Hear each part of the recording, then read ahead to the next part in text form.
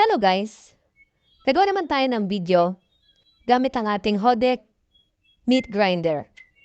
So, imbis na meat, ang gamit ang ni-grind natin dyan, saging. Gagawa tayo ng tinudtod.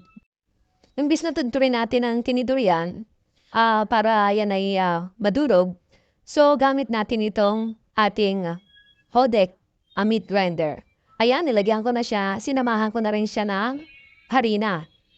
12 pieces yung saging, tapos yung harina ay 1/4 kilo, tapos sinamahan na rin natin ng asukal. Para isang haluan na lang, isang durugan na lang, gamitin ang ating meat grinder. Paghahaluin na lang natin yan. Isang ikot na lang yan. At yun na nga, nilagay ko na yung motor at saka takip. Yan yung pinakang motor niya. So, pinindot ko yung number 1 na the switch, Yon. Tapos yung number 2.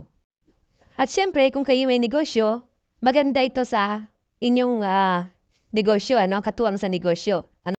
Pwede rin sibuyas, bawang, yung carrots, balinghoy, at iba pa. So, huwag kang mag-alala, napakatipid yan sa kuryente. At pinindot-pindot ko na yan para magmekos-mekos na yan ngayon san. Grabe na yan. So yun, available ang ating Hodek meat grinder sa ating TikTok sa Yellow Basket. Check out din yan guys. So yun lang at maraming salamat. Bye-bye!